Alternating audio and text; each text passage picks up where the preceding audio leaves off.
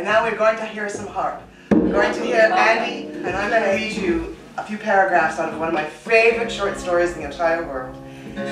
This is by an Australian lady named Marjorie Barnard, and it was written in 1946. Otherwise they disappear.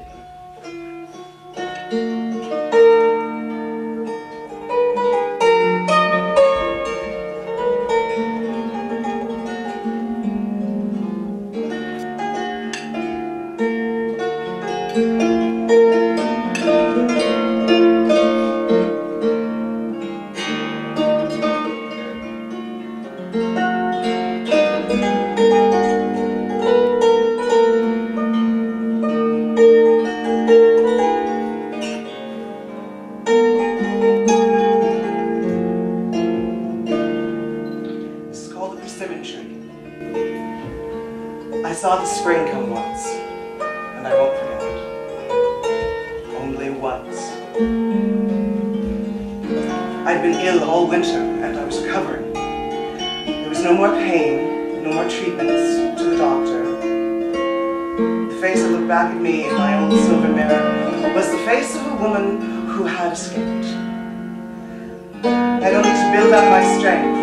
For that, I wanted to be alone, an old and a natural impulse. I'd been out of things for quite a long while, and the effort of returning was still too great. My mind was transparent and tender as new skin. Everything that happened, even the commonest thing, seemed to be happening for the first time, and had a delicate, hollow ring, like music played in an empty auditorium.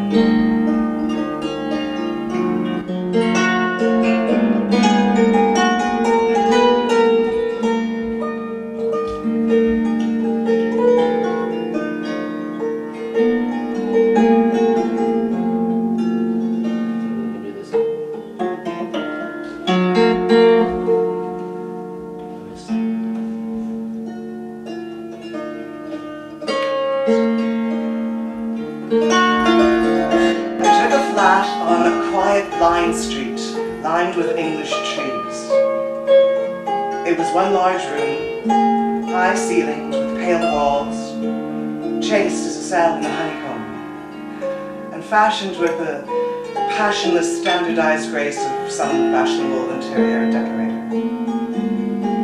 It had the afternoon sun, which I preferred, because I like my mornings shadowy and cool, the relaxed end of the night prolonged as far as possible.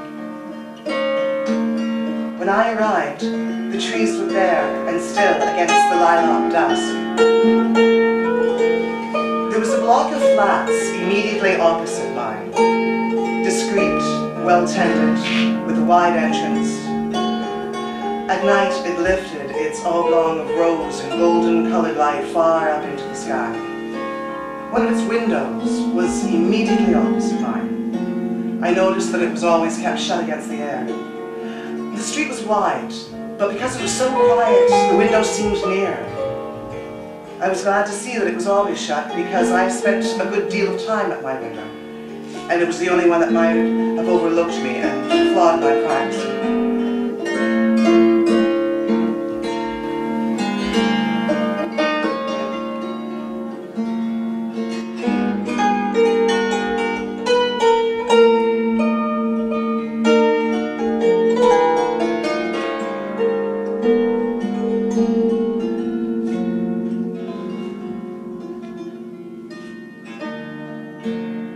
I liked the room from the first. It was a shell that fitted without touching me. The afternoon sun threw a shadow of a tree onto my white wall, and it was in that shadow that I first noticed the buds beginning to swell about the branches. A watercolor, pretty and innocuous, hung on that wall.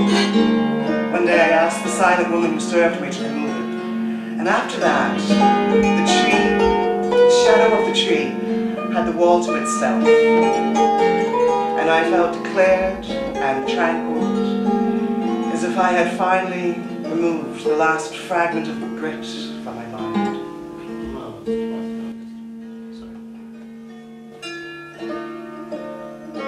Thank you.